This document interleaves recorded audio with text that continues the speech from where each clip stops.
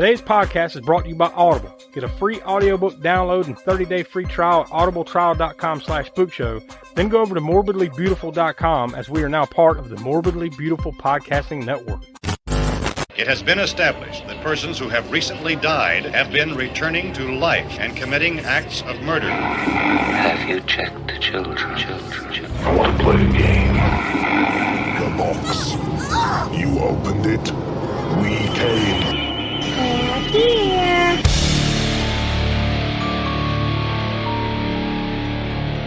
This is the All-American Spookshow. All the little tykes want their dolls and bikes, but I got a gift for you. Hello and welcome to the All-American Spook Show. I'm Josh and I'm joined here with Donnie. Hey. And the Professor Smoke. What's up? And Will is a little under the weather, so he's not on assignment. He's not feeling well, so he's not going to be with us this week. And it's too bad, too, because this is our Thanksgiving show. And, of course, you know, we're all getting ready. We're all cooking pies and thawing out our turkeys and whatnot right now and getting ready for this Thursday to throw down on a big meal. But hopefully he's feeling better enough to eat come Thursday. But we wish him to get well soon. But we're here to watch, or talk about, I should say. We've already watched it. Black Friday from 2021. So this one came out literally just almost exactly a year ago. So this will be interesting to see what our thoughts are on this one. This was something. I'll say that. This was. I think this might be a little bit more polarizing than you would think on the surface. Yeah. But before we get deep into it, we encourage you to go check out the all-new website, aaspookshow.com. That's where it's pretty much the landing spot for everything in the Spook Show universe now. You know, you can go to our Patreon, our YouTube, find all of our past archive shows of the podcast. Yep. Pretty much everything is there, right, Donnie? Yeah, everything's there, and we are continuing to update it day to day, week to week. And of course, if you want to contact us, you can do that by emailing us at allamericanspookshow@gmail.com, or you could just DM us, message us on any of the social platforms. We're on pretty much all of them. And yep. And another thing, it's on our website as well. You can buy some merch over at our TeePublic page. Mm-hmm. So we encourage you to go check that out and look for everything. So without any further build-up, we'll go ahead and toss to the trailer for Black Friday. Happy Black Friday. We love toys. We still on for pancakes tonight. Chris, you're on reg for the night. We're short-staffed. Wait up! I'm Emmett. You ever worked retail before? No.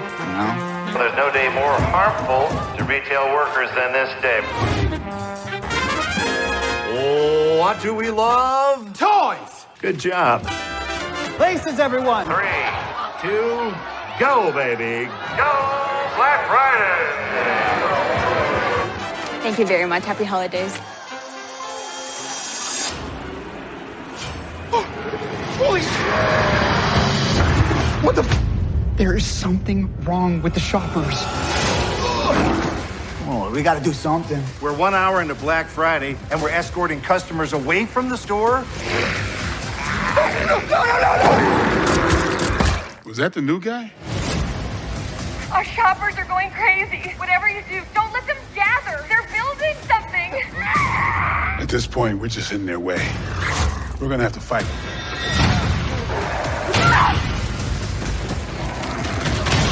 I don't think this night can get any worse. Does anybody else just think that's funny? I told you they never die. We have to make a run for it. Exactly. Black Friday is over! Chucky says we're all going to die. Back up, homies! Of the fire, we'll sit and admire the stockings all filled up at last. Decorations of all the glitter, silver and gold. I love it here. The police are here. Thank God! It's the time. The most magical time of the year. Got your doorbusters right here, motherfucker. All right, so there's the trailer for Black Friday. So I guess we'll go around the table. Just we won't give any thoughts or anything just yet. But Donnie, is this the first time you sit down and watched it? Yeah. was it? I saw the teaser when it first, when it was first released or talked about being released. I was like, oh, okay, cool. Yeah, this looks like something I could get behind. Sit down and watch. And fortunately, we got to it. Smoke. What about you? Is this the first time? Yep, this is the first time. I thought, you got Bruce Campbell, so I'm like, oh, that's cool. Okay, haven't seen, you don't see him in too many movies playing a. Not that he's like the main actor in this movie. I mean, but he's there throughout pretty much most of all the film, right? Mm.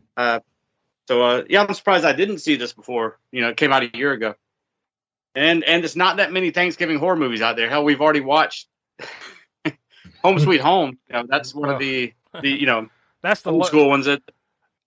There's not many beyond that. I would say that's the low mark, but I guess it could get worse. I really don't know. I mean, there's a handful we still haven't watched, but yeah, we watched. Yeah, this is probably the low mark. Well, it's certainly the low mark for the old movies. Yeah, we'll find out what the low mark is for a new. And quote unquote, we watched already quote unquote the high mark of Blood Rage, right? We watched that year before last, and then last year we watched Into the Dark Pilgrim, mm-hmm. and I think that one was kind of surprising. Like we had a pretty low bar with the End of the Dark series with Crawlers, and we watched Pilgrim, and I think generally we all kind of like that one enough, so. So that's kind of been our Thanksgiving history so far. So I guess we'll see where this one lands, when compared to the rest of those, just in a short little bit. But this was for me. This was also the first time. Like I was like you, Smoke. Like, oh, Bruce Campbell. All right, well, it should be fun. We'll see. And but I didn't get a chance to watch it. And also, I'm more like one of those kind of people myself. If I don't watch like a seasonal movie in that particular season, I'm probably not going to go search it out in the middle of June. Like I'm not going to bust out and watch a Christmas or Thanksgiving horror movie in June, right? Mm. Yeah. So that's probably another reason why I haven't watched it yet. But this one, we'll go ahead and get into the background information. This one debuted September 24th, 2021 at Fantastic Fest. Then it was actually released November 19th, 2021, although it was a limited release. I don't think this really got like a big wide release. Never could find, myself, I never could find any hard numbers as far as like the budget and how much this movie made, but I'm sure anything it made was probably just on distribution rights for streaming and, that short little run that it had in the theater. So I would imagine it couldn't have been much, right? But I never could find any hard numbers on that, but it was produced by MFW Manufacturing, which is a weird title for a fucking movie production company, right? And the Warner Davis Company, and it was distributed by Screen Media Films. It's unrated, total runtime of 1 hour and 24 minutes, but if you're going to put a rating on it, it's definitely rated R, right? Yeah. IMDb is listed as a comedy/horror, and it was filmed November 17th through December 18th in 2020, so a solid month there back in 2020. But it was filmed at an Old Babies R Us in North Attleboro, Massachusetts. And then some other shots around, that's in the Boston, Massachusetts area. So some other shots around that area. But yeah, I found that was funny that it's in an Old Babies R Us, right? And but they picked the right spot considering that they're in a toy store. So, but not an old Toys R Us, a Babies R Us. This one was actually nominated, if y'all will recall, back in, or I should say not back in, but earlier this year for a Fangoria Chainsaw Award for Best Creature Effects. Now, it didn't win, though. The winner was Psycho Gorman, which it's hard to argue that. But still, I mean, I think, without getting too much into this one, I think the creature effects were pretty good in this one, right? Actually, I believe the winner was Jim Cummings for The Wolf of Snow Hollow. I mean, what I had was Psycho Gorman. I'm thinking that would have been the year before. Saw that. I think, Psycho Gorman was 2021. Okay, well, either way. Well, I mean, either way, the awards this year would have been for movies that came out in 2021, but I was thinking that was the year before. But maybe I'm wrong. Either way, but I think they didn't win. It didn't win, and the creature effects in this one were, I felt, were done fairly well. What do you think, Smoke? Yeah, I love the fact that it was practical effects for most of it. Yeah, most of it. I mean, that's a positive for. We'll get into it in just a second, but towards the end, that's not so much practical anymore. But there might have been some type of practical element to it, but that at the end, not much. But that's probably a good spot to go ahead and pause here and say we are a spoiler-filled podcast. If you're just listening to us for the first time, so if you have not watched Black Friday and you wish to one day, you probably want to hit pause on this, go watch the movie, and then come back and listen to the rest of this because we are going to spoil we are going to spoil the film for you if you haven't seen it. So yeah. But it was directed by Crazy. Yeah, that's about right. Casey Tebow, mostly a music video guy. He's done music videos for Aerosmith, Black Veil Brides, a couple other bands, I think Tech Nine, and he also directed the film Happy Birthday, which came out in 2016. The film was written by Andy Greskoviak. He worked on the series The Dreamers. That was pretty much it. It stars Devon Sawa as Ken. Now, he would best be known by probably a lot of people listening to this for his role in Final Destination, Idle Hands, even going back to the 90s, he was in that Casper movie, Casper the Friendly Ghost. He more recently, currently, I guess, he's in the Chucky series, over on Sci-Fi. And he would also be known as Stan in the Eminem music video for Stan. He's actually Stan. So if you don't remember him from anything else, maybe that. Ivana Baquero as Marnie. She would probably, anyone listening to this probably might recognize her from Pan's Labyrinth. Not much else really, worth noting. Ryan Lee as Chris. He was in Super 8, Goosebumps. So he's been in a handful of other things. Stephen Peck as Brian. Then Michael J. White as Archie. Now he would best be known from Black Dynamite, Spawn, the actual live action film from the 90s. He was actually two of his earlier roles. He was actually in the Toxic Avenger 2 and 3. So he's actually got some trauma DNA. Traumatized. Yeah. And of course, the biggest one though is Bruce Campbell as Jonathan. He's the store manager in the movie. He would best be known from the Evil Dead series, Bubba Hotep, Maniac Cop 1 and 2, Sundown, The Vampire and the Treat, Waxwork 2, Lost in Time, tons of other stuff, television and movies. I mean, he's a true horror icon, right, Smoke? Yeah. Oh yeah, definitely, and including a movie that I don't know if you want to talk about it a little bit here. We can mention it because it's similarities to this movie. Either of y'all seen the movie Intruder, 1989? I have not. If I have, I've forgotten it. But yeah, it's not ringing a bell. It's I guess the only ties to this movie would be that Bruce Campbell's in it, but not nearly as much as he's in this movie. He's got a little bit role, but it's directed by Scott Spiegel and kind of put together by a lot of the guys behind the Evil Dead movies. But it takes place in a supermarket where all the crew is there doing some overnight stocking and whatnot. And it's not a holiday-related movie, but y'all haven't seen it, so I don't want to give... Well, I'm sure we'll get to that on the show at some point. That'd be a cool one to get to. So I don't want to give away any spoilers, but...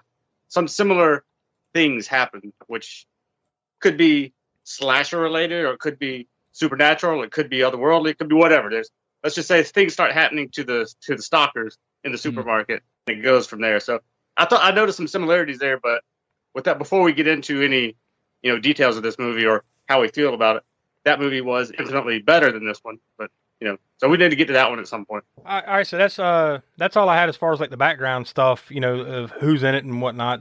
Did either of you guys dig up anything else on it that you wanted to mention before we get into it? Yeah, you talk about Michael J. White. He actually holds black belts in 8 different martial arts styles. So yeah, I think that's important to note. Because I don't know how many of those you see in this movie, but yeah, we'll see. Unless he knows nail gun foo, Yeah, it's an all interesting thing. Well, not really interesting. It's just kind of shows you what they're trying to tighten this budget up a little bit. Instead of paying for actual rights to use traditional Christmas song in the in the department store or whatever. Yeah, I noticed that. You saw that? Well, no, I didn't see what you're going to say, but I just noticed that it seemed like the music was kind of rip off cheap ass versions of real songs. Is what it felt like. I mean, he or somebody else he hired to, or whatever the case, played it on a keyboard, basically just renditions of the songs on keyboard. I guess it worked, but yeah. That gives you a view into the budget. They couldn't afford Christmas songs, so yeah, we'll just bang it out on this keyboard. Good Lord. It's intermission time. Time to pause and refresh at the snack bar. During this short break, you can treat your taste of good food and sparkling cold beverages, including delicious Coca-Cola. If you're hot dog hungry, we have them. Sizzling, juicy hot dogs served in warm, oven-fresh buns. Plus a complete menu of all your favorites. Visit the Refreshment Center now. Enjoy delicious food and ice-cold Coca-Cola. For you, the listeners of the All-American Spook Show podcast, Audible is offering a free audiobook download with a free 30-day trial to give you the opportunity to check out their service. So I skipped on over to Audible, and I just typed in Black Friday to see what will pop up. And sure enough, we've got a handful of things here. We've got Black Friday Exposed by, let's see, Jaquavis, $1.50 Productions. I don't know what the hell. It's a book. Narrated by Honey. I like that you search it and then you read whatever pops up. Yeah, well, because you don't plan anything. That's the way it works on Audible. You don't plan for you just type something in and see what pops up, and that's the way it goes. This one was narrated by Honey Jones, so that might appeal to you. It's 6 hours and 14 minutes long. We've got not Black Friday, but we've got Friday Black by Nana Kwame Ajay Brinya, and that one's a little over 7 hours long. And then we've got Black Friday, but like it's all spelled weird, like BLKFRI in the middle of it. A Boston Brahmin novel, book 8, apparently, of the Boston Brahmin political thrillers. Ooh, sounds exciting, by Bobby Eckhart. That one is about 7 hours and 20 minutes. So yeah, there's a good handful of other Black Friday things, but I don't think actually any of them have anything to do whatsoever with Thanksgiving or Black Friday. I'm just going to go out on a limb. But if any of that sounds like it might float your boat, go over to audible.com/spookshow to get your free audiobook there. So I'm going to jump back over to IMDb and I'm going to click on plot summaries, and we've got a few here, so I'll read them off. So it looks like they're all fairly brief. We've got the one sentence one. A group of toy store employees must protect each other from a horde of parasite-infected shoppers. Simple enough. A little bit more involved. On Thanksgiving night, a group of disgruntled toy store employees begrudgingly arrive for work to open the store at midnight for the busiest shopping day of the year. Meanwhile, an alien parasite crashes to Earth in a meteor. This group of misfits, led by store manager Jonathan and longtime employee Ken, soon find themselves battling against hordes of holiday shoppers who have been turned into monstrous creatures, hell-bent on a murderous rampage on Black Friday. And one more. This one was put up by Frank Lisenborgs on IMDb. Several employees at a big box toy store are infected by an alien substance while preparing for Black Friday. On the day of and after customers are allowed inside, the remaining employees discover that the infected have turned into zombies. Well, I think it's more than zombies, but while some employees work on closing the doors and eliminating the infected, others defend themselves from a zombie in the bathroom. The group realizes that the infected are building something in the middle of the store. What can be more dangerous than zombies? That's a horrible way. I don't think they're zombies. Maybe that's me. No, they're like there's infected, parasitic. Yeah, they're zombie beings. type creatures. You know, they're not zombies maybe by definition, but they're zombie-ish. So they're zombie adjacent. How about that? Cousins to zombies, whatever that is. Let's make this movie about zombies, but not have it be zombies, because zombies are so cliche. Oh, we'll have it be parasitic, possibly alien, whatever. But they'll still be zombie-like. They'll still do zombie stuff. Which probably leads you to one of their very first mistakes. If you're not going to do it, like if you're not going to lean into the fact that it's zombies, then why'd you have Bruce Campbell in it? Because and maybe that's why they didn't. Maybe that's why they didn't, right? Because we got Bruce Campbell. Fuck, it can't be another zombie movie. A Deadite type thing, right? So it has to. We have to change it a little bit, make it aliens. I guess it's sort of like lobsters. I'm done with Evil Dead. I'm not doing any more Evil Dead stuff. All right. Oh, sure. Okay. Here's quick rewrite. Yeah. Not Evil Dead like they're for meteors. That'll work. Okay. I think we start off right from the beginning. That store at the very beginning, Allmart. Allmart. And then, of course, the cheap-ass name of the other one, We Heart Toys. I think it all works, though. You know, like, I'll tell you one spot they missed the boat there, though. Like, instead of Allmart, it should have been called S-Mart. That would have been yeah. That would have been. But can they? I mean, that's a probably is that not? Probably not. But I think it would have been I think it would have been a good little nod. And you've got Bruce Campbell on the project. You could at least ask him, like, hey, is this cool if we do this just as a joke? I mean, because in the end, it really doesn't pertain to anything else that happens past that scene. No. You know, like they're not in Allmart, you know, right?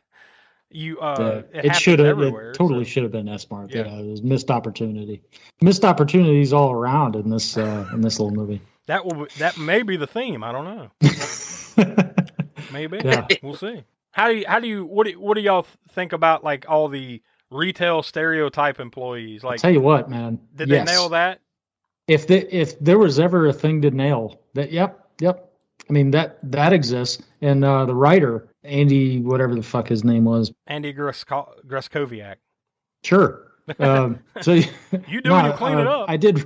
Yeah, he actually did work at a like a Toys R Us or something like that, one of the retail stores. And I can believe it. Shit.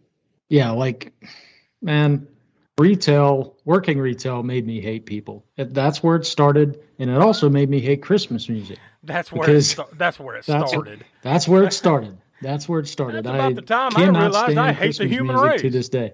Yeah, that was about right. I still can't stand Christmas music. I still can't. Donnie, Anyway. you and I both have a good handful of retail work in our past. Years ago. Smoke. What about you? You've never really. Did you ever work in like a retail type store like that? I worked in like this place. Well, it's a West Coast store when I was in Washington State called Fred Meyer's. I don't know if you heard of those. Oh yeah, kind of like I know Fred Meyer's. Yeah. Like they're basically like a Target, I guess, or a small version of Walmart or something along those lines. So I worked there not for long, maybe a year, and then but the worst for me, as far as it wasn't retail, but dealing with stuff that makes you hate humanity, was a call center. And that was also for a year, short time. It was a call center for like AT&T. Basically, you're dealing with irate cell phone customers, whose bills are fucked up or what. Yeah, the worst. Yeah. Dreadful. No, Donnie, I know you've had 185 jobs, but I have had a lot of fucking jobs. I actually worked for it was less than a year at a Toys R Us back in the late 90s. So yeah, I actually have experience, about what they're talking about here. Although at that point I was like, good Lord, 18 or so, 17, 18 years old. So like I wasn't the disgruntled, all these are clearly like they've been there too long, disgruntled, type of people. Yeah. But the stereotype carries no matter where it's at, right? Whether it's Toys R Us, Walmart, whatever it is. You get the point. Like, I think they nailed that aspect of it, if nothing else, in this movie of like, you just hating everything you do. And you hate everybody. And, it just sucks, Yeah. You're just like, well, I'm ready to meet my maker anytime. So, just like. And they vastly don't hide it. They're drinking, or specifically more that one guy, Ken, right? He's drinking and stuff. And yeah, they really played into the stereotypes quite well. But I will say that when the ship finally went down, right, with this these meteors that fall, and people start turning into like it's like like we said earlier, it's like an alien parasite or something. So like it gets a hold of these people, and like they just turn into like these monsters. Monsters. Creatures. What is their end goal? They're monsters or creatures that to turn everyone else into a creature so they can all be absorbed by the blob. Is that what's going on? Is that really what's going on here? I mean, I'm just trying to get we all watched the movie and we can't answer your question. Yeah. Well, I think it all boils down to, and we'll get to that, is the writing, which you can tell that he worked in retail and he did those parts well as far as writing in the script, but not so much maybe with the rest of it. Once again, like you said, we'll get into that. I think he nailed that aspect of it as far as like what it's like to kind of work there and how much it sucks and everything like that, and the stereotypes. Yeah. But it's almost like that was too much of it. Like he played too much. I mean, because there's a scene later on, and we can go ahead and get to it. I just called it the bleak ass retail confessional scene, and it goes on for it's like 10-15 minutes. And this movie, how long was it? An hour and 20. An hour and 24. Hour and 24. It's a solid like 10-15 minutes of the movie. Like dead in the middle, it just comes to a stop, and then they're all just sitting there like getting all bleak and dark about how their lives have failed, and they're all failures as fathers and sons and daughters, and I mean it's just bleak as hell. That's where I'm like, all right, let's move it along here and get to something else. This is too depressing.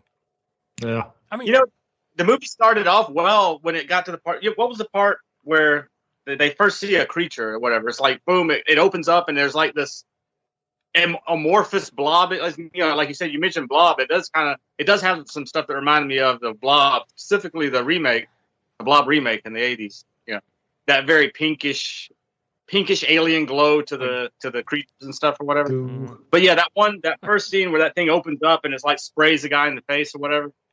At that point, I'm like, hey, I had some a little bit higher hopes for the movie at that point. Like it's going to be kind of like The Thing in a sort of way, or or like I said, The Blob or whatever. It's kind of had that vibe, or Night of the Creeps, even like this sort of pseudo 50s sci-fi horror vibe going. But it totally killed that a little later. Yeah, it's like whatever. It's like they puked on him. It's like alien puke. Yeah, I assumed there was kind of like maybe it's some transfer of something, right? Like they just kind of and then that thing connects to their mouth or whatever, and then like I guess a seed or whatever whatever seed or whatever the fuck came out is what I kind of assumed was what was going on there, right? They didn't necessarily throw up on them just as much as they just attached like some weird like slimy antenna thing, like sort of like I guess like a reptilian tongue, like a frog's tongue. How they would like mouth. Slow motion. You see the chameleons. They see like a fly buzzing around and then slow motion. Yeah. Wraps around. But it wasn't that. It was just like spooge. I mean, it was just like a webbed spooge.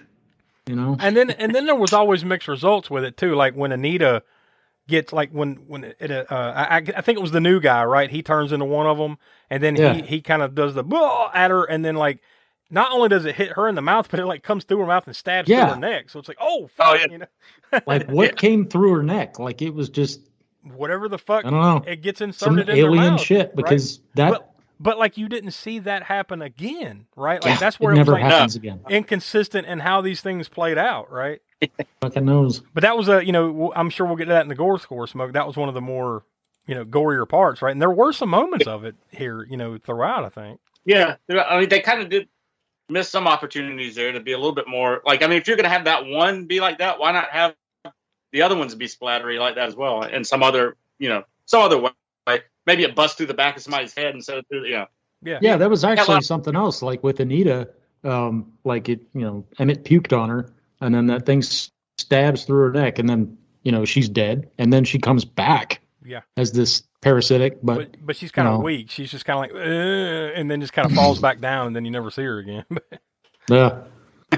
We mentioned it before, but it does definitely have some of the zombie / whatever alien thing, whatever they are, whatever you want to refer to these creatures as.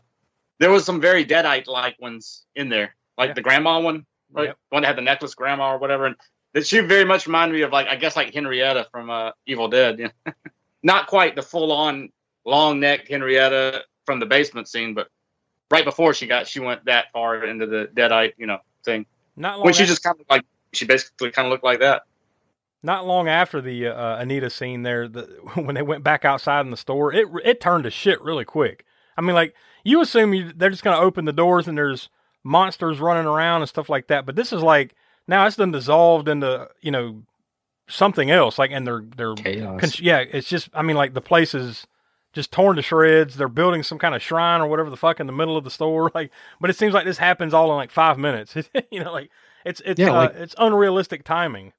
The cop just plows into the store, and I guess there was an older lady, I forget her name, but I guess ran over her. Yeah, that was when Ruth was looking out the window, and then here comes a policeman, and then bam, just she gets rolled up. But like right before that though, when Ruth and I'm blanking on her, the main lady, Marnie, when Ruth and Marnie are like in the office back there, and she's like, so what's the story with you and Ken?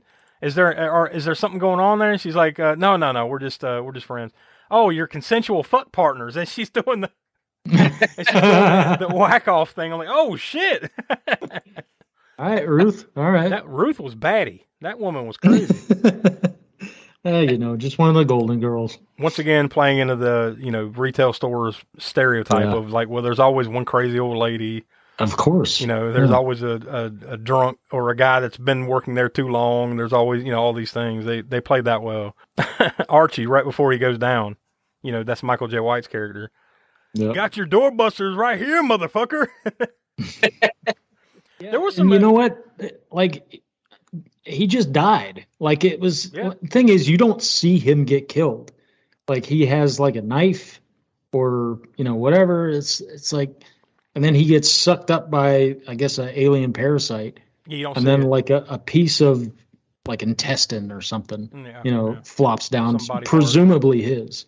But for a guy, with a legit certified badass in martial arts, he doesn't do any of it. It really felt to me, honestly, looking back on it, the way the movie played out, right? It feels like they only had him for like a couple days. Because like you would think even after he gets taken out, right, you'd see him again as one of the zombies, creatures, whatever the hell they are.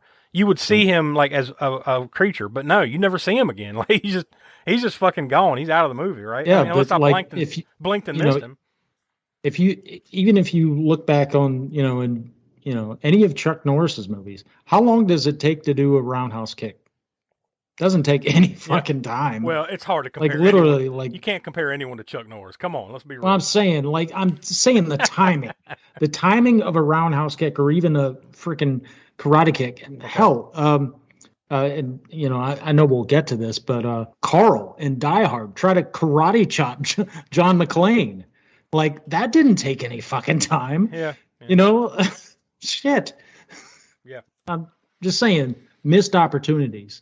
You're going to have legit badass. I think story-wise, when you stop and try to make sense of it, what they were trying to do is take out the big gun. Like, it's setting up to be like, this is the dude that's going to kick ass and save everybody. Oh, fuck, he's dead. Right? Now they're desperate because they don't have a true leader anymore. So, it's the story arc of these other people is what it's supposed to be, although, right. Also, this is the less funny version of the swordsman and Indiana Jones, where he just pulls out the gun and shoots him. This is the less funny version of that. That's what was done. Yeah. What a shame. What a shame. I think there was a lot of good lines in this, though. Like we just said, I got your doorbuster here, motherfucker, and I think most of the good lines were Bruce Campbell. His character Jonathan. That's where a lot of the best lines were. When Ken gets bit, and then he says he's going to turn into one of them, and then Jonathan's, and then like they're like, no, you're not, and he's like, no, well, it is. This is with the mythos, right?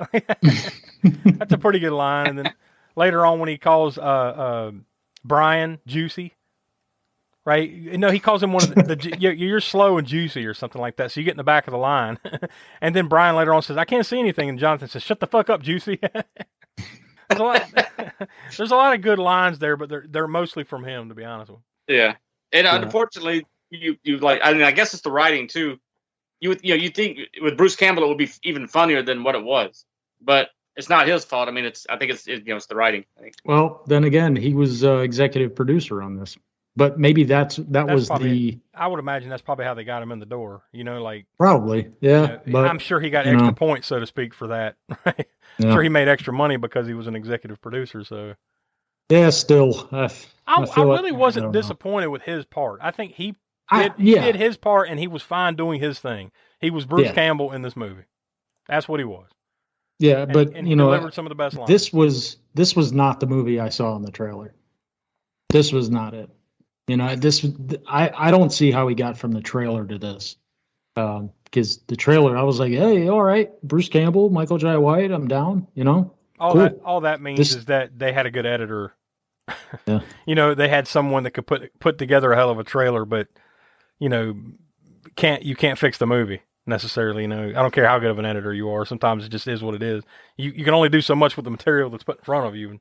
Yeah, I just, after everything, I'm just like, what the fuck is the point of this? Yeah. Like, what is the point? Like, what is the end goal? Like you mentioned earlier, like with the aliens and the parasitic.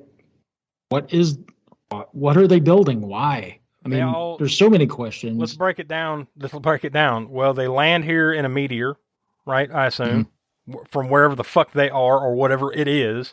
They land here on a meteor, and then they just take over people's bodies so they can infect other people, and then all of them will get together and make a blob monster, and then these blob monsters, I guess, will take over the world.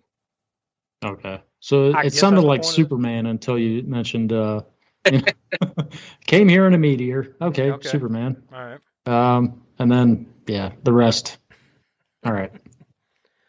I usually, and that's the thing. I usually like these type of movies, in the sense of like you're trapped in one place and you got to fight off. You got to defend the fort kind of movies, right? Like we've talked about that before, right, Smoke? Yeah, everything from Night of the Living Dead to War of the Worlds, those types of just getting from either being claustrophobic, trapped in one place and fighting whatever it is outside, or getting from point A where you're kind of doing that type of thing to point B where it's almost a similar thing. Maybe you meet another group and you're surviving or whatever. It's a survivalist type movie where they also try to mix in the Invasion of the Body Snatchers type plot, but not fleshed out enough like Invasion of the Body Snatchers or those types of pod people. I can see that old school alien invasion type vibe coming into it, but just not having, like Donnie said, an end goal, or not one that was fleshed out. Yeah. Other than just big blob monster that's, like I said, taking over the world, but to what end? Really? Just And I like these movies usually as well. With like you mentioned, in one spot fighting against the horde, the mass. Yeah, I mean, just 2 weeks ago we did Dawn of the Dead. I mean, it's not to compare this to Dawn of the Dead, but there are some similarities, right? I mean, it's there. Yeah, as far as like settings. It's very similar in that regard. Yeah. And, surviving some whatever, we can call it zombies, this movie, but aliens, whatever, in a situation with people that you're also fighting against, so to speak, because you're fighting each other as well as the horde. What's the deal with Dower Dennis? The fucking bear. Yeah, like what the fuck? Like it really didn't. Yeah, I don't know. Is there some toy out there I don't know about that they're trying to sell here? Like it really didn't seem to serve any point. That let's shove this Dower Dennis shit down your throat. Let's force. Well, I guess maybe a Teddy Ruxpin throwback, but like, where was the cassette? Like what? Like what do you? Maybe it's in there somewheres, but like, what was the end game with it? There was none. It was just like, these Dower Dennis things, we need to recall them. They keep bringing it up, and then they show them in the back of the store. It's talking shit, and then you see it a little bit later on toward the end and everything. But like, they really don't serve any point. Like, I'm thinking like, well, maybe this monster is going to take over Dower Dennis, and then there's going to be a gigantic Dower Dennis bear trampling the city. But no, it's just like, he's just a malfunctioning bear that talks shit. Was it comic relief? I don't know. It wasn't funny if it was. I don't know what the fuck that was. I was gonna say the fact of the animation of him, or the animatronic of him, which somebody behind him with his hands in the teddy bear's arms, and like, get sparks flailing his arms. That one scene where he's like breaking down or whatever. It was like a puppet here, I guess, behind him. It was voiced by Seth Green, but I just tried to look up to see if there was a Dower Dennis toy or anything. No, it was just there. There's nothing. You don't think sometimes, and Smoke, maybe this might be a better question for you, just because you've watched more horror than any of us put together. You don't think sometimes, maybe in some cases, they try to shoehorn in shit like this, so maybe this will be the next horror toy thing that takes off, and maybe like, well, the movie didn't do all that well, but Dower Dennis took off, and and then maybe they can sell some merchandising. yeah, right. I mean, maybe it's some kind of like loose merchandising opportunity that, like, well, if it doesn't take off, then so be it. But if it does, we got a gold mine here, right? Yeah, like either something or something like along the lines of the director just thought it was when he wrote. I mean, the writer just thought it was something really clever when he wrote it, and it didn't work as well on screen as it did on paper. I don't know, maybe because like you said, it just keeps going on in various scenes all the way up to the end of the movies. Especially that one scene where the guy, I can't remember the actor's name or whatever, where the guy that got bit and he's there by himself with the alien, and then there's Ken, and the doll's there, and he goes through that whole, I don't know, that's like 3 or 4 minute scene of him talking to Dower Dennis, just scouting off, and it's breaking down and sparking, like badly animated sparking. Yeah, I'm thinking like maybe Dower Dennis is going to be the savior of the day. Maybe like maybe this thing, the malfunction actually helps them, and it turns out and takes out the monster. I don't know, but no, it's just a bear that talks shit. That's it. You talk about this trying to be maybe a toy to sell, or a toy that did better than the movie. Yeah, it's like Talk Boy and Home Alone 2. Like I actually owned the Talk Boy. for a long time. And did you sell it? Yeah, I sold it. I sold it on eBay like years ago. I just looked on eBay just now. Yeah, okay. A Talkboy, $800 on God eBay. damn! Well, I didn't get $800, but I made. I want to say I sold it for maybe like $50 or $60 or something like that. You know, way more than it was worth just having it around. You know, but yeah, wow, $800. Jesus, I wish I'd held on to it now. Speaking of movies and holiday movies with a toy tie into it, what was that toy in Jingle All the Way? The Mega Man. I almost said the Red Rocket. It kind of reminded. It was like a Power Man or something like. It was like a Power Ranger and Mega Man kind of Toy Story some type sort of Action Man thing or something. Was that the name of it? Action Man? No. I don't remember right away, but yeah, you're right. Yeah, and I think they actually sell those things now. Well, maybe they did back then. Turbo Man. How do we forget Turbo Man? How do we forget fighting Sinbad over a Turbo Man doll? So there's a holiday movie we've got to get to. Jingle All the Way. Jingle All the Way. Speaking of like Bruce Campbell's part, his ultimate demise when he just sacrifices himself, you know, I think they wanted it to be maybe a bigger moment than it was. It was just kind of like, it was almost like he checked out of the movie. It was just like, well, see you fuckers, and then just jumps into the hole. You know? Honestly, that was the best way he could have gone out. True. Yeah. Just back away into the bushes.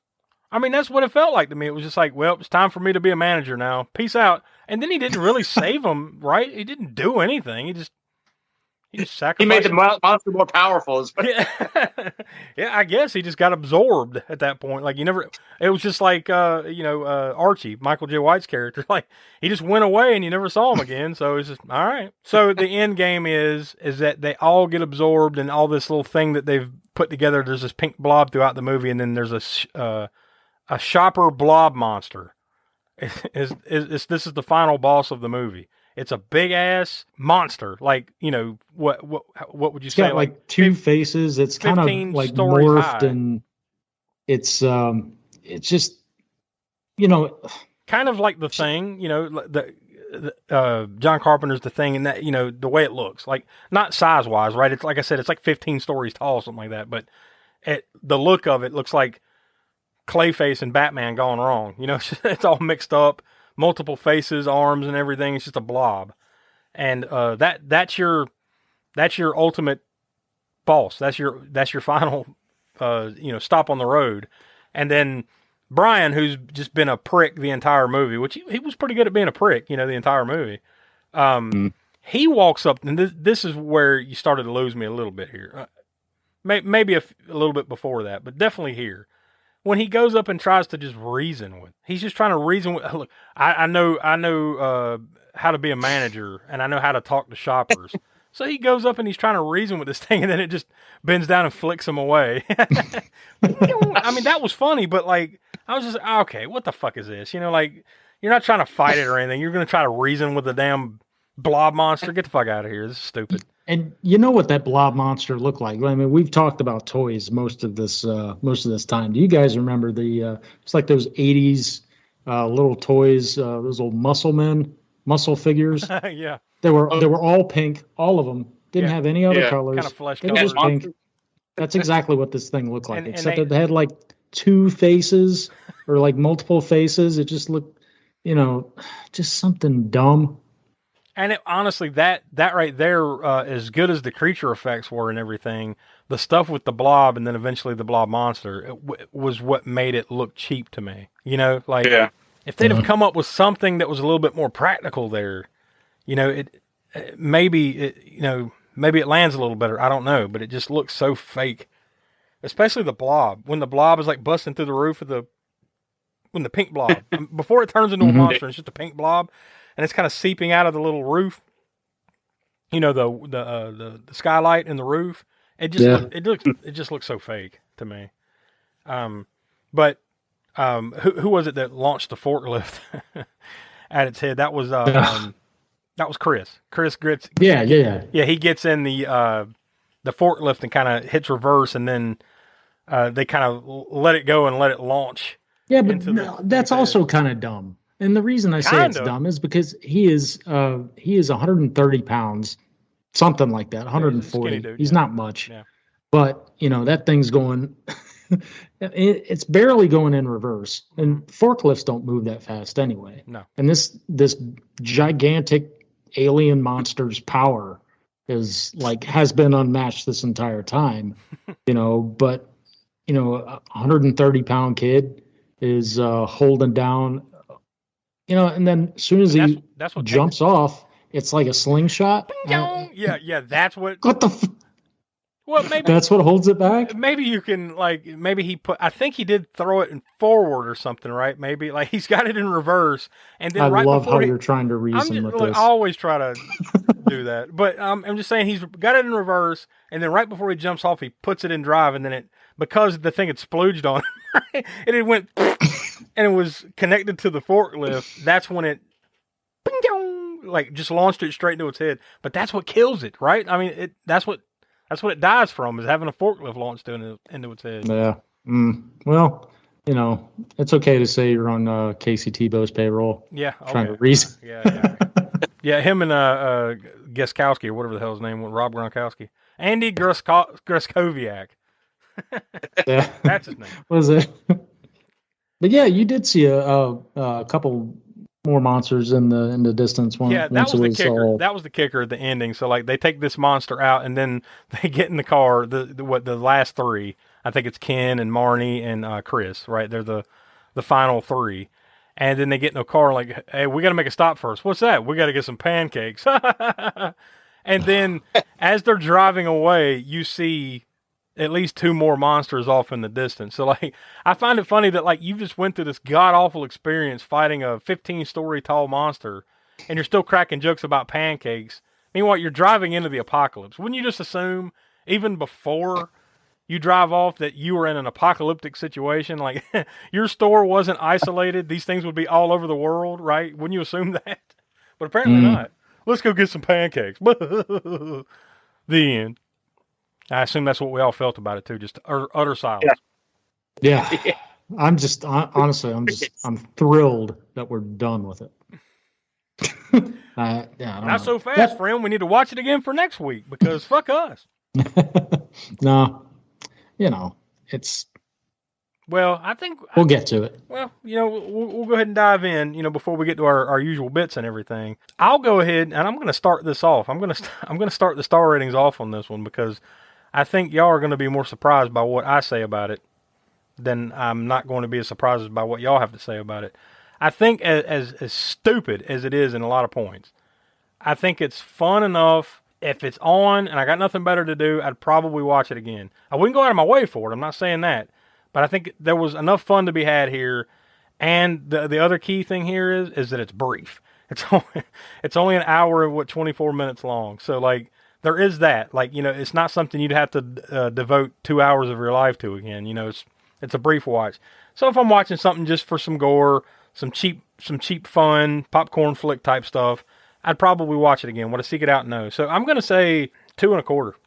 2.25 for it. And that's just based on creature effects, that there is a little bit of, because that stuff looks good. There is a little bit of fun to be had, and it's got Bruce Campbell in it. So there's that. So, Smoke, what do you say? Yeah, it's. I mean, I don't argue with the fact that it's an somewhat entertaining popcorn movie, and it could have been so much better than what it is. And I feel like there's a lot of missed opportunity with it, as far as maybe if I don't know if they tweaked the scripts on.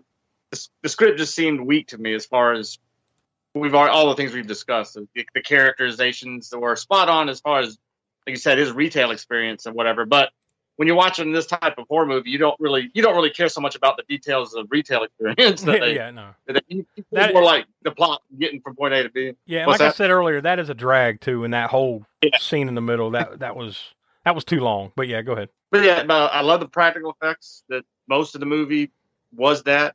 Again, as I mentioned earlier, they kind of missed the opportunity to get a little bit more gore in there. I mean, if you're not tied down to a MPAA rating, why not? And you already have some. You have that one alien scene of boom, through the lower jaw, and that was you had opportunities to do a bunch more of those types of things. It didn't have to be the same exact way, but there's opportunity for a lot of different types of kills, splattery alien kills or whatever. So. But yeah, I mean, you had some, so that it's not a complete loss, I don't think. And I'm not too far off, I think, from where you are, Josh, as far as the rating's going to be on this thing. But like you said, I'm not going to seek it out anymore. If it's playing, would I watch it again if it's on? Not if it's playing, not in the next maybe year or two. Yeah. Much later down the road, 3 years from now, if it was on, oh yeah, I remember. Let me see if my changed any for me. Watch again. So I mean, it could have been a lot worse, and it could have been definitely a lot better. So it's middle ground. So I think I'm gonna pretty much echo. You gave it what, 2.25, right? 2.25, yeah. That's kind of what I was. I guess I'll go 2.25 on it too. I mean, we've seen a lot worse, and we've seen a lot worse on this show. And no doubt. And the new movie is no secret that I'm not the biggest. I'm very harsh on a lot of new movies. And so for this one could have been something like Into the Dark Crawlers, but luckily it wasn't that.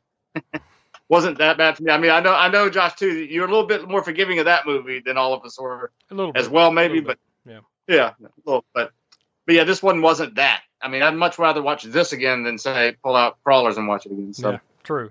There's no doubt there. Yeah. No doubt. When you... So I'm good to order, yeah. Donnie? Yeah. So for me, decent creature effects could not save this one. I mean, I say it's decent. It's, pretty good, creature effects. Robert Kurtzman, nominated for a Fangoria Chainsaw Award. Definitely the star of the show, for this one. But for me, like Smoke said, not enough gore, not enough, just so many missed opportunities, man. And yeah, I'll be honest. I never want to see this movie again. I will never watch it again. Because no, don't say never. I will say never. I will say never. Because if we're hanging out and you put this movie on, I'm out. No, you're not. You wouldn't. I'm out. No, I'm done. No, because the thing is, if I want to be disappointed, sure, I'll watch this movie again. But no, it's just nothing makes sense in this movie. There's I don't so see many how missed you could be opportunities. disappointed again. Well, it's coming the next time around. I could see it the first time. You're like, oh fuck, I had high expectations, but this movie was labeled as a horror comedy. For me, it was neither. Just so many missed everything. Just so many things fall flat. And yes, it has Bruce Campbell in it. Yeah, it has Michael Jai White in it. Yeah. But that's not enough of a it's not enough of a pull for me. So. But that said, I love practical effects. I will always rate a film higher, for that. I feel that this misses the mark in many, many ways, but it is not Crawlers. That's true. But so I'm gonna go a star and 3/4, mainly for the practical effects, because this does not have many, if any, redeeming qualities, except for the creature effects. That's the only thing. I will totally agree with what you said about waste. There are a lot of wasted opportunities here. They wasted Michael Jai White, however you say his name. He was a waste in a lot of ways. To me, they didn't waste Bruce Campbell, but yeah, there definitely could have been more gore. I think for me, the positives outweigh the negatives. So. But we're not all far off. I mean, our consensus score now, our consensus score now. Now this is without Will, so we'll get his thoughts and his input, sooner or later, when he's feeling better. But right now it's a little over 2 stars as our consensus. So we'll see where it lands when Will puts his 2 cents in. But before we move on to the connections from the crypt, I'll throw out that on IMDb, this movie gets 4.6 out of 10 stars.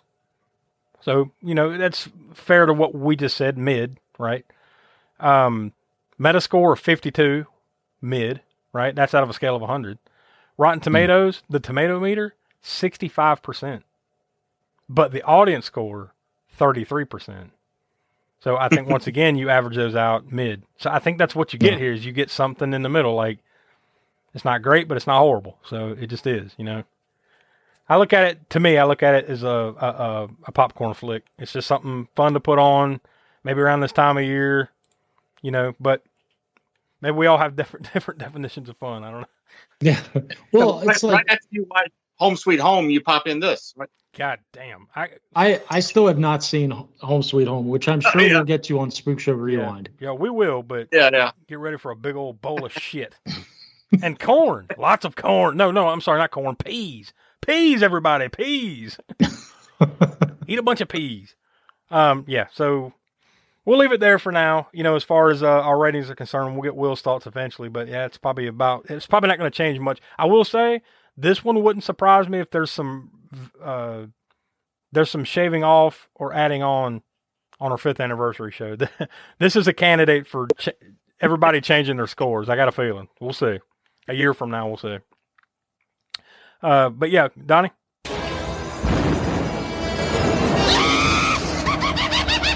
Connections from the crypt.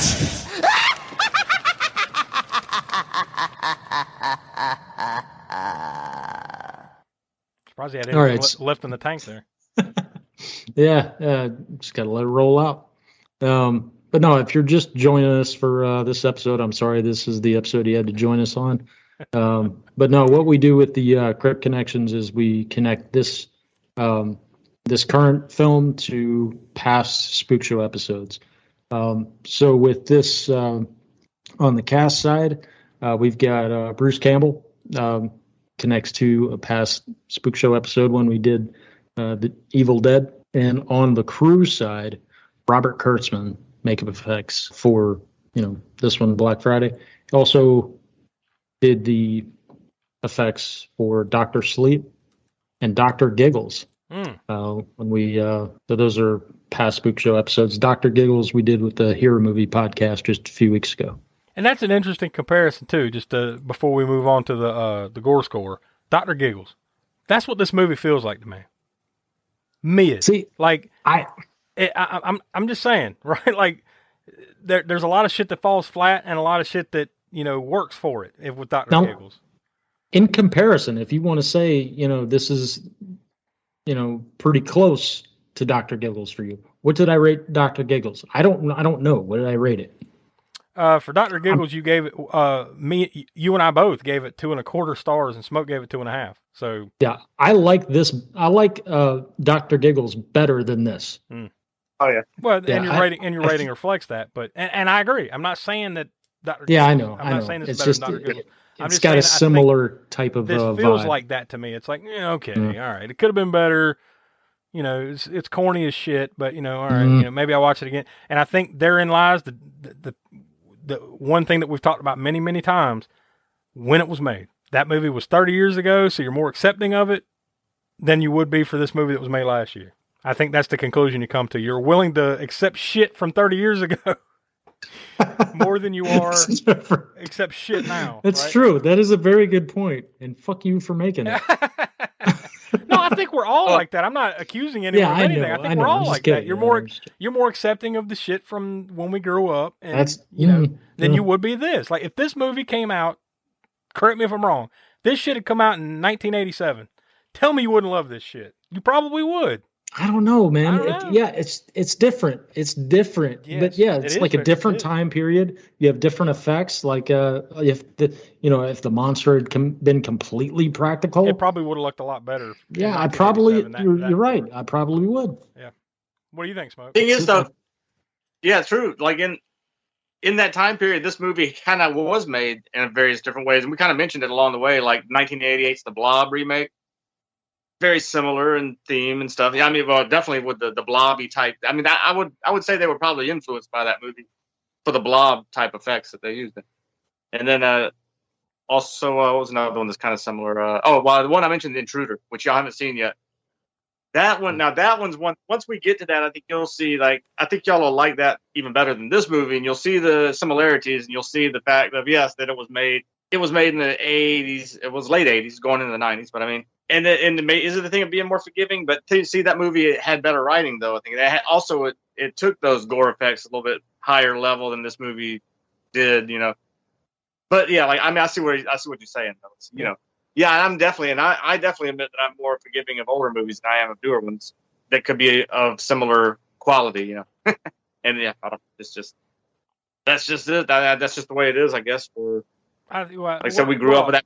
Yeah, and we were movie fans then, and we're movie fans now. So I mean, we're all guilty of it. We are, but the only one that's not guilty of it right now is Will because he isn't here, so we don't have the kill count. But we do have the gore score. Gore score. Yeah, this is pretty gooey, but not gooey enough, right? Like as we mentioned, it goes places, and you're like, oh, that was cool, and then it just kind of, the whatever you call the thing, the spooge tentacle monster thing that comes out of the mouth, the one we mentioned where it goes through the bottom of her whatever that actress's name was, I can't think of her name right now, but the one that it comes out the bottom of her mouth. Yeah, that was pretty gory. Anita. You have which one was it? I think it was Anita, right? You said you had character. Anita. I think it was it. Yeah, sounds right. And then was it Michael Jai White who had, you see the after effect kind of, it gets just jerked up there, and then you see the pool of intestines that come down. That's a little bit gory, but I mean, again, it's kind of like you see the aftermath of it more so than you see what actually happened. Bunch of alien, I don't know if you call them pods, whatever, the alien blob type stuff of like just oozing blobs and spitting stuff and all this stuff. But still, I think it was just a missed opportunity to have had more. And that sometimes seems like a thing that seems like a reoccurring thing of like, more. I'm not saying it needs to be an out and out splatterfest, but when you're dealing with this type of movie, which like it's very similar to John Carpenter's The Thing, and like that movie went all kind of different places with those effects, with the gore and all that stuff, and they wasn't afraid to. And that was an R-rated movie at the time. This movie, like I said, I don't believe they were hampered by the MPAA for this when it came out. I doubt that they were really pushing for it to be a major theatrical release that they'd have to get an R rating. I didn't even see a rating, so yeah, I think it was. Yeah, I'm sure they got no push there. And you got Kurtzman doing the effects for it. You'd think you were going to push this a little bit further than they did. So, yeah, missed opportunity there a little bit. So I think I'm going to go with a 6.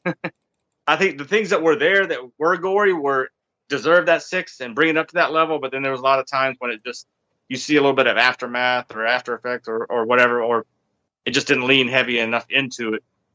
So yeah, I think I'm going to go with a 6. Yeah, I think that's fair. Yeah, I mean, I think that's the main takeaway here is that there's some missed opportunities, but, there's fun to be had, I think there. So, it's somewhere in the middle. So if you're just looking for something to watch here on Thanksgiving, or this week during Thanksgiving, and you've got like-minded folks around, that like this kind of movie. Maybe this is one that you put on with Blood Rage or some of the other.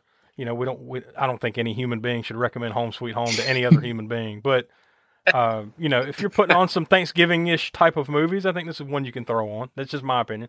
So we'll see how things progress with this one on the 5th anniversary next year. I want to fast forward to next year right now and see what we think about it. We'll find out. But before we get that far along, let's just worry about next week. Because next week we return to the Cult Corner. It's been a while since we've done a Cult Corner, since October festivities got in the way. So we're returning back to the Cult Corner. And we spun the wheel amongst us. We all nominated something, and we landed on Die Hard from 1988. What better way to really, truly kick off the Christmas season? I mean, are we going to have this argument on the episode, whether this is a Christmas movie or not? I don't know. Not at all. We'll find out. We definitely have to touch on it. Whether it's going to be an argument or whether we're all going to agree, we'll definitely stick around into that episode because we'll definitely be discussing that part. Yeah, we'll doubt. Definitely talk about it. If for whatever reason you haven't seen Die Hard, Jesus, just go watch it. Please, go watch it before next week. But I'll read you the brief IMDb synopsis. It's an NYPD officer tries to save his wife and several others taken hostage by German terrorists during a Christmas party at the Nakatomi Plaza in Los Angeles. So this is the one that put Bruce Willis on the map. So I'm looking forward to us talking about this one next week. So yeah, that's it, guys. So for Will, who's under the weather and couldn't be with us, Donnie, Professor Smoke, I'm Josh. We are the All-American Spook Show podcast, and we all wish everyone a happy Thanksgiving. Have a good time with your friends and family, and then come back next week to start the true holiday season. Kick it off just right with us for Die Hard on the next Cult Corner. Happy Thanksgiving. See y'all. Enjoy your turkey or your chicken. Gobble, gobble, motherfuckers.